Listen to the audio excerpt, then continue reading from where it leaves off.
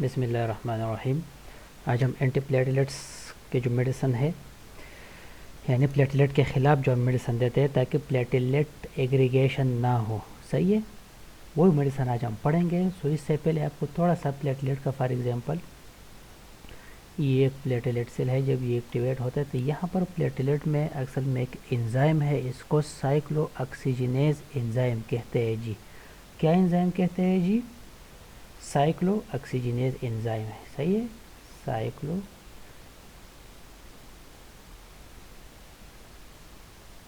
ऑक्सीजिनेज 1 enzyme. इस enzyme का काम ये है कि ये एंजाइम आर्किडानिक एसिड को, यह आर्किडानिक एसिड है, आर्किडानिक एसिड, इसको कन्वर्ट करता है किस में जी? TA2 में। TA2 क्या है जी? TA2 थ्रम्बोक्सिन A2 में कन्वर्ट करते हैं। और इसका काम क्या है जी? इसका फंक्शन आपको याद होना चाहिए क्योंकि अभी हम साइक्लोऑक्सीजिनेज 1 एंजाइम को इनहिबिट करने वाले हैं, तो इसलिए थ्रम्बोक्सिन A2 का फंक्शन आपको याद होना चाहिए कि ये वेजो कंस्ट्रक्शन काज करता है। क्या जी? वेजो कंस्ट्रक्शन। एक तो ये हो गया। दूसरी बात ये क्या है? Platelet aggregation.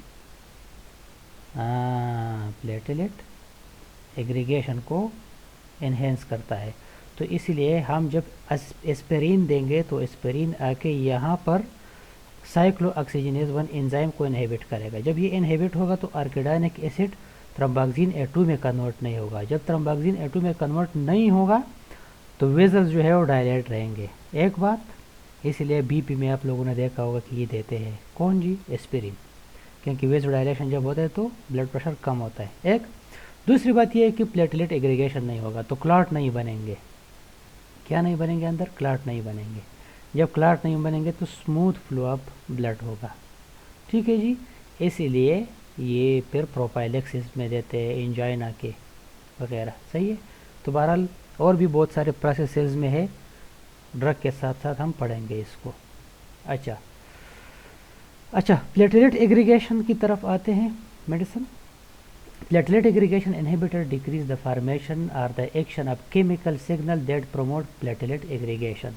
जैसे यहाँ पर फॉर एग्जांपल मैंने आपको बताया कि जो TA2 यानी थ्रम्बोक्सिन A2 थी।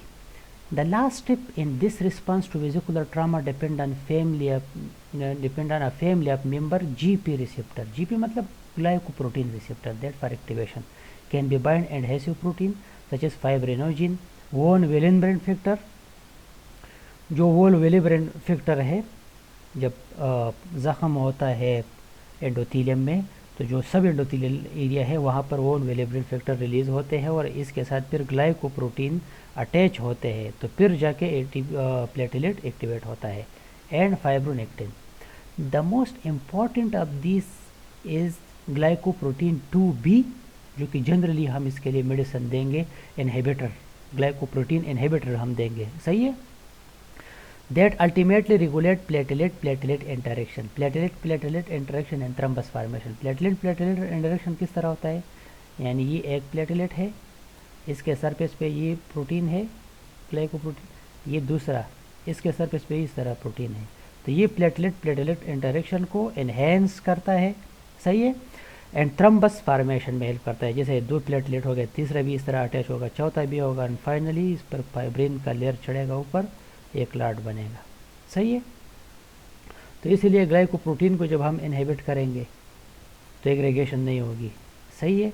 ADP रिसेप्टर को जब हम ब्लॉक करेंगे ADP, तो भी एक दूसरे के साथ ये ADP जाके दूसरे रिसेप्टर जब ब्लॉक है तो इस प्लेटलेट को एक्टिवेट नहीं करेगा फिर, सही है।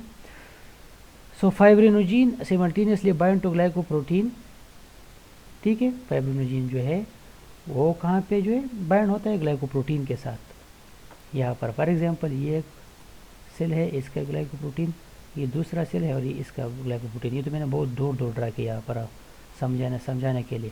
इसके दरमियान में ये जो लिंक क्रॉस करता है ये कौन है जी? ये फाइब्रिनोजिन। ये फाइब्रिनोजिन के एक्टिव फॉर्म असल पर ये फाइब्रिन होता है, सही है, फाइब्रिन। अच्छा, so resulting platelet cross linking and aggregation normally इस तरह होता है। तो इसीलिए हम जब इन ग्लाइकोप्रोटीन को इनहिबिट करेंगे, साइक्लोऑक्सीजिनेज 1 को इनहिबिट करेंगे तो क्लॉट नहीं बनेगी। फिर एडीपी रिसेप्टर इनहिबिटर जैसे क्लोपिडोग्रिल, परासोग्रिल, कैंग्रिलोर, ठीक है जी, इस तरह फाइब्रिन और इरिवर्सिबल साइक्लोऑक्सीजिनेज 1 इनहिबिटर जो मैंने आपको बताया, एस्पिरिन, फास्फोलिपिड जो है, एस्पिरिन का काम ये है कि फास्फोलिपिड असल में आर्किडाइनिक एसिड है यहाँ पर, सही है, इसको फिर आर्किडाइनिक एसिड को इनहिबिट करता है TA2 में, थ्रोम्बोक्सिन A2 में, सही है। तो प्लेटलेट क्लॉट नहीं बनेगा। ग्लाइकोप्रोटीन ये आप देख रहे हो, एफसिजामाब हम देते हैं और एफटी बेटाइड देते हैं, सही है। अच्छा, ये वो मेडिसिन है जो इन रिसेप्टर्स को ब्लॉक करेंगे। अच्छा, एस्पिरिन की तरफ आते हैं सबसे पहले, जिसको सैलिसाइक्लिक एसिड भी कहते हैं। Aspirin stimulate platelets by thrombin, ठीक है। स्टिमुलेशन क्या कहते हैं? Aspirin stimulation of platelets by thrombin collagen in ADP result in activation of platelet membrane phospholipase so that liberate arachidonic acid from membrane phospholipid. Normally इस तरह होता है, लेकिन arachidonic acid first converted to prostaglandin H2 by cyclooxygenase 1 enzyme. Prostaglandin H2 is further metabolized to thromboxane A2 which is released into plasma. तो cyclooxygenase 1 क्या करता है? सबसे पहले आर्किडाइनिक एसिड को प्रोस्टाग्लैंडिन H2 में कन्वर्ट करते हैं और बाद में फिर प्रोस्टाग्लैंडिन H2 जो है फर्दर मेटाबोलाइज होता है तो थ्रोम्बोक्सिन A2 में, सही है। लेकिन जब हम एस्पिरिन देंगे तो साइक्लोऑक्सीजिनेज 1 इनहिबिट होगा। जब साइक्लोऑक्सीजिनेज 1 इनहिबिट होगा तो आर्किडाइनिक एसिड प्रोस्टाग्लैंडिन H2 में कन्वर्ट नहीं हो जाएगा, जिससे फिर थ्रोम्बोक्सिन A2 नहीं बनेंगे। जब नहीं बनेंगे तो क्लॉट नहीं बनेगा। फिर thromboxane A2 produce by the aggregating platelets further promote the clumping process that is essential for the rapid formation of haemostatic plug. So aspirin का मैकेनिज्म ऑफ एक्शन क्या हुआ जी? ये inhibit thromboxane A2 synthesis from arachidonic acid in platelet by irreversible acetylation of serine preventing arachidonate from binding to active site, thus inhibition of cyclooxygenase 1. Very simple. This shift the balance of chemical mediator to favor the anti aggregatory effect of prostacyclin, so thereby impending platelet aggregation. सही है। So the inhibitory effect is rapid, बहुत जल्द होता है, apparently occur in the portal circulation, सही है। The aspirin induce suppression of thromboxane A2 synthetase and then result suppression of platelet aggregation last for the life of the anucleate platelets. So life कितना है? तकरीबन 7 से लेकर 10 दिन तक ही इसका ज़िंदगी है प्लेटलेट सेल का। ये एन्यूक्लिएट है, इसमें न्यूक्लियस नहीं होता, सही है। Repeated administration of aspirin is cumulative effect on the function of platelet. Aspirin कहाँ हम यूज़ करते हैं? Currently use in prophylactic treatment of transient cerebral ischemia, TIA, ठीक है जी, सेरेब्रल इस्कीमिया में इसीलिए हम देते हैं ताकि ब्लड को थोड़ा थिन करे। थिन मतलब प्लेटलेट एग्रीगेट ना हो ज़्यादा। To reduce the incidence of recurrent myocardial infarction, इसमें भी यूज़ होता है। Decrease mortality in pre and post myocardial infarction, सही है। मायोकार्डियल इन्फार्क्शन हुआ है तो इसके बाद भी देते हैं और प्रोफाइलेक्टिक में भी देते हैं पहले। Complete inactivation of platelet occur with 160 mg of aspirin given daily. The recommended dose of aspirin range from 50 to 325 mg.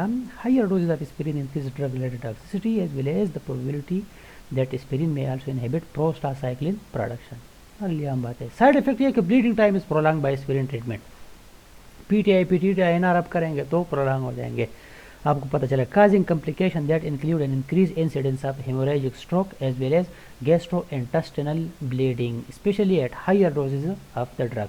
तो ये GIT, इसीलिए एस्पिरिन से अगर कोटेड ना हो तो ये स्टमक अल्सर जो है, पेप्टिक अल्सर जिसको कहते हैं, बहुत ज़्यादा काज करते हैं aspirin. It frequently use in combination with other drug having anti clotting property such as heparin और क्लोपिडोग्रिल। जैसे जो स्कार्ड प्लस आता है वगैरह, इसमें एस्पिरिन और क्लोपिडोग्रिल दोनों होते हैं। अच्छा, टिक्लोपिडिन, क्लोपिडोग्रिल एंड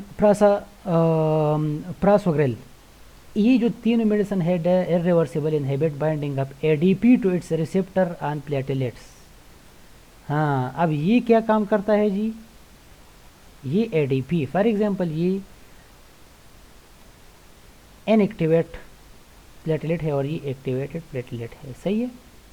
अब यहाँ पर क्या होगा, यहाँ पर ये होगा कि यहाँ जो एक्टिवेटेड एडीपी एक्टिवेटेड प्लेटलेट है, यहाँ से एडीपी आएगा और यहाँ रिसेप्टर एडीपी रिसेप्टर है दूसरा जो अभी एक्टिवेट नहीं है, इसके साथ अटैच होगा तो इसको एक्टिवेट करता है। लेकिन ये जो मेडिसिन हम देंगे, फॉर एग्जांपल क्लोपिडोग्रिल आप देंगे तो ये आके एडीपी रिसेप्टर के साथ अटैच हो जाएंगे। सो एडीपी रिसेप्टर को ब्लॉक किया। अब यहाँ से जब एडीपी आएगा तो यहाँ इस रिसेप्टर को एक्टिवेट नहीं करेगा, तो प्लेटलेट एक्टिवेट नहीं हो जाएंगे, तो ये प्लेटलेट इस तरह ही रहेंगे, सही है जी।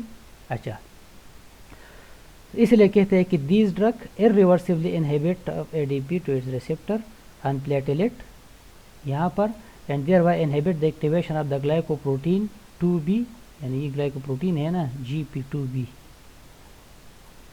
सही है, and 3A receptor required for platelet to bind to fibrinogen and each other. तो यहाँ से फिर ये फाइब्रोनोजिन के लिए भी यहाँ अटैच होते हैं और ईच अदर के साथ, यानी ईच अदर एक दूसरे के साथ भी अटैच होते हैं। अच्छा, इसका इंडिकेशन है although ticlopidine and clopidogrel are similar in both structure and mechanism of action, their therapeutic uses are different, ठीक है जी। Ticlopidin is approved for the prevention of TIA, transient ischemic attack and stroke for the patient with prior cerebral thrombotic event। Thrombotic event की वजह से अगर patient को transient ischaemic attack है या स्ट्रोक है तो इसमें फिर टिक्लोपिडिन यूज़ करते हैं। Use adjunct therapy with aspirin following coronary stent implantation to decrease the incidence of stent thrombosis. So, however, due to its life-threatening hematologic adverse reaction, including neutropenia, granulocytosis, thrombotic thrombocytopenia, TTP इसको कहते हैं, ठीक है, thrombotic thrombocytopenic purpura, and aplastic anemia, ticlopidine is generally reserved for patients who are intolerant to other therapies। सही है, generally तब फिर recommend करता है, वैसे रिकमेंड नहीं करता। अच्छा जी, फार्माकोकाइनेटिक्स ये कि food interfere with the absorption of ticlopidine so but not with clopidogrel और प्रासोग्रिल, सही है, तो इसीलिए इसको फूड के साथ फिर नहीं खाना चाहिए, यू टिक्लोपिडिन है। आफ्टर ओरल इंजेक्शन आपने ले लिया, so all 3 of this drug are extensively bound to plasma protein. ये सारे जो मेडिसिन है तीनों के तीन प्लाज्मा प्रोटीन के साथ अटैच हो जाएंगे। They undergo hepatic metabolism, cytochrome P450 का जो इंजन लगा हुआ है लिवर में, इससे ये पास हो जाएंगे मेटाबोलाइट, ठीक है जी। The maximum effect is achieved in 3 to 5 days, but when treatment is suspended the platelet system required time to recover. Elimination of the drug and metabolite occur by both the renal and faecal route. Side effect ये होंगे कि all 3 drugs can cause prolong bleeding for which there is no antidote, but bleeding is more common with prasugrel. तो side effect जितने भी antiplatelet के सबसे side effect antiplatelet है, coagulant है, इनका साइड इफेक्ट है ही bleeding. Serious adverse effect of ticlopidine include neutropenia, ठीक है जी, इसमें न्यूट्रोपीनिया होती है और जो टिक्लोपिडिन है। अच्छा जी, ठीक है, इसकी वजह से न्यूट्रोपीनिया मतलब जो न्यूट्रोफिल के सेल जो है वो कम हो जाते हैं। अच्छा, TTP भी है इसके साइड इफेक्ट, ठीक है। TTP ये मतलब जो थ्रम्बस बनते हैं, स्मॉल विजल्स जो है इसमें थ्रम्बस क्लॉट बनते हैं, इसको फिर ये TTP होता है, सही है जी। अच्छा जी, अच्छा, थ्रम्बोटिक थ्रम्बोसाइटोपेनिक परपोरा, ठीक है, TTP इसी को कहते हैं। Anaplastic anaemia requiring frequent blood monitoring specially during the first 3 months of treatment. Clopidogrel causes severe adverse reaction and the incidence of neutropenia is lower। अच्छा, एफसीजिमाब की तरफ आते हैं जी, ये फिर ग्लाइकोप्रोटीन असल में इनहिबिटर है, ठीक है, glycoprotein inhibit. Realization of the key role of the platelet glycoprotein receptor in stimulating platelet aggregation lead to attempt to block this receptor on activated platelet. Binding to glycoprotein 2B3A, the antibody block the binding of fibrinogen and von Willebrand factor and consequently aggregation does not occur. एफसीजिमाब जो है इसका काम ये है, for example ये आके ये वो इंजर्ड लेयर है, यहाँ पर ये क्या है वी डब्ल्यू, सही है। वी डब्ल्यू मैंने आपको बताया था कि वोन विलेब्रेंट, यहाँ पर ये है वोन विलेब्रेंट फैक्टर, सही है ये। तो ये एफसीजिमाब आके, क्योंकि वोन विलेब्रेंट फैक्टर जो है ये ग्लाइकोप्रोटीन के साथ अटैच होता है। ग्लाइकोप्रोटीन कहाँ पे होता है जी, प्लेटलेट पे। जब ये इसके साथ अटैच होता है तो प्लेटलेट एक्टिवेट होता है, सही है। तो ये एफसीजिमाब आके यहाँ पर अटैच होगा और ये अटैचमेंट को इनहिबिट करेगा, सिंपल। अच्छा जी, सो फार्माकोकाइनेटिक्स यह कि abciximab is given intravenously along with either heparin or aspirin as an adjunct to percutaneous coronary intervention for the prevention of cardiac ischemic complication में ही देते हैं, सही है। Also approved for unresponsive unstable angina and for prophylactic use in myocardial infarction में भी देते हैं। After cessation of infusion, platelet function gradually return to normal with the antiplatelet effect persisting for 24 to 28 hours, सही है। Adverse effect abciximab का, so abciximab therapy is the potential for bleeding, so specially if the drug is used with anticoagulants और if the patient has a clinical haemorrhage condition, so abciximab is expensive, limiting its use in some setting. अच्छा जी, दूसरा है एफ्टीफेवेटाइट and टेरोफिबान। इसका mechanism of action कुछ जो है कि these two antiplatelet drug are similarly to abciximab, namely by blocking the glycoprotein 2B and 3A receptor. So eftifibatide binds to glycoprotein 2B at the site that interact with arginine glycine aspartic acid sequence of fibrinogen, यानी fibrinogen जहाँ पे attach होता है glycoprotein के साथ, सो ये जाके वहाँ पर अटैच होकर इनहिबिट करता है इस एरिया को। टेरोफिबान is not a peptide but it blocks the same site as eftifibatide. Uses these compound like efzimumab can decrease the incidence of thrombotic complication associated with acute coronary syndrome, इसमें use होते हैं। Pharmacokinetics even intravenous infusion stop, these agents are rapidly cleared from the plasma but their effect can persist for as long as 4 hours तक इसका effect फिर भी रह सकता है। अच्छा जी, eptifibatide and its metabolites are excreted by the kidney, ठीक है, किडनी से इसकी एक्सक्रीशन होगी, ठीक है। Tirofiban is excreted largely unchange by the kidney and faeces and the major adverse effect of both drug is bleeding, बस इनका bleeding ही मेजर एडवर्स इफेक्ट होता है। Dipyridamole uses dipyridamole, a coronary vasodilator is used prophylactically to treat angina pectoris, ये angina pectoris को treatment के लिए इस्तेमाल होता है, सही है। ये usually given in combination with aspirin और वारफारिन। वारफारिन ये एंटीकोगुलेंट है, नेक्स्ट क्लास में हम पढ़ेंगे। फिर मैकेनिज्म ऑफ एक्शन जो डायपायरिडामोल का है, increase intracellular level of cyclic adenosine monophosphate. तो मैं पिछले क्लास में अगर आपको याद है, जब साइक्लिक एडेनोसिन मोनोफॉस्फेट सेल के अंदर ज़्यादा हो जाएंगे तो कैल्शियम का मकदार कम हो जाएगा, जब कम हो जाएगा तो कोगुलेशन को इतना इन्हेंस नहीं करेगा, ठीक है जी। अच्छा जी, so inhibiting cyclic nucleotide phosphodiesterase resulting in decrease thromboxane A2 synthesis, ठीक है जी। थ्रोम्बोक्सिन A2 सिंथेसिस ये भी कम पड़ जाएगा, so it may potentiate the effect of prostacyclin to antagonise platelet thickness and therefore decrease platelet adhesion to thrombogenic surfaces. Thrombogenic surfaces के साथ platelet के एडहेशन को ही नहीं छोड़ेंगे, सही है जी। अच्छा, ये थोड़ा एंटी प्लेटलेट्स मेडिसिन थे कि प्लेटलेट को किस तरह हमने ब्लॉक करना है, कुछ मेडिसिन ये बहरहाल आप लोग पढ़े, छोटे छोटे टॉपिक है ये, हम एक एक ही क्लास इस पे लेते हैं। एंटीकोगुलेंट है तो बहरहाल इंशाल्लाह इस महीने में हम इसको ख़त्म करेंगे और अल्लाह करे कि छुट्टी जल्दी ख़त्म हो ताकि हम इन चीज़ों को बोर्ड पर पढ़ें, क्योंकि बोर्ड पर जब मैं नहीं पढ़ाता हूँ आप लोगों को तो ये बहुत डीप चीज़ें, बहुत इंटरेस्टिंग चीज़ें भी है, लेकिन अनफॉर्चुनेटली ऑनलाइन ये थोड़ा बात ये है कि यहाँ पर मैं अकेला ही बैठा हुआ हो तो सामने कोई है नहीं कि कोई क्वेश्चन पूछे इस चीज़ में। बहरहाल आप लोग पढ़ लें इसको, और इंशाल्लाह कोई मुश्किल है तो आप पूछ भी सकते हैं, लेकिन सीआर साहब ने अभी तक ग्रुप नहीं बनाया है क्वेश्चंस के लिए ग्रुप बनाओ ना ज़ालिमो।